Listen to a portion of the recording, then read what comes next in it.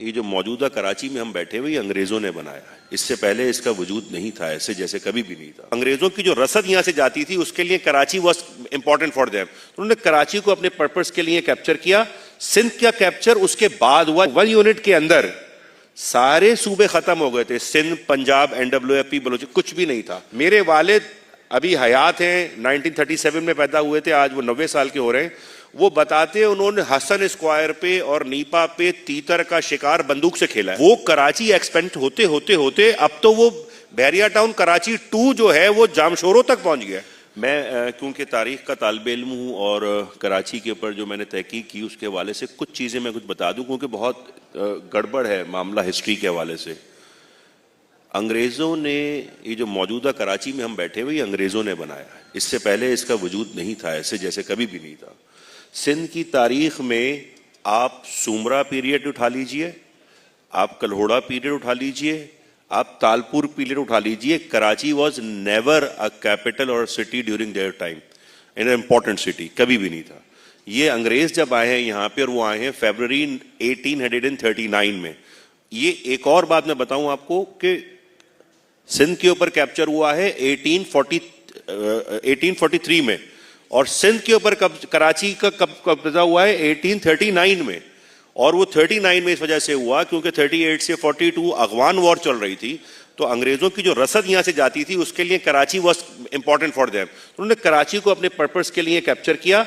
सिंध का कैप्चर उसके बाद हुआ जब वो वहां से 42 में जंग हार गए। जब उनकी फौजें वापस आ रही थी तो अपनी उस हार की, शिकस्त की क्या नाम है, तलखी को मिटाने के लिए उन्होंने सिंध पे कैप्चर किया फरवरी में। वो एक अलग स्टोरी है। तो लेकिन Karachi became came under the administration of British before Sindh. ये कुछ इंपॉर्टेंट पॉइंट है। दूसरी बात ये कि कराची का जो फेडरल स्टेटस है, पाकिस्तान बनने के फौरन बाद ही कराची का अनाउंसमेंट हुआ, लेकिन 48 में प्रॉपर गैजेट हुआ कि जी Karachi would be the capital of Pakistan. एक और बात ये कि कराची, सिंध जो था administratively was a part of Bombay up until 1937। 35 के एक्ट में बताया गया कि सिंध जो है वो अलग कर दिया जाएगा बॉम्बे से।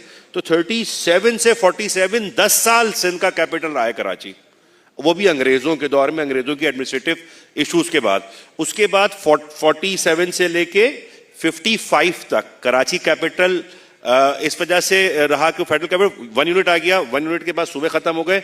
55 से लेके 62-63 तक आप कह लीजिए कि कराची का कैपिटल जब तक वहां मूव नहीं हुआ इस्लामाबाद। तो कराची फेडरल कैपिटल 63, और उसके बाद क्योंकि 1 यूनिट आ गया था तो 1 यूनिट के अंदर सारे सूबे खत्म हो गए थे। सिंध, पंजाब, NWFP, बलोचिस्तान, कुछ भी नहीं था। उधर इधर वेस्ट पाकिस्तान, उधर ईस्ट पाकिस्तान। तो Karachi after independence was neither the capital of Pakistan nor the capital of Sindh up until 1970। Sindh जब वापस वो 1 यूनिट टूटा है अयूब याया खान के ज़माने में, उसके बाद सिंध का कैपिटल दोबारा से कराची बना। तो ये कुछ बातें जो है ना बहुत ब्लरी हो जाती हैं। तो मैंने तारीख के हवाले से सोचा कि ये कुछ आप लोगों के बता दूं, गोशगुजार कर दूं।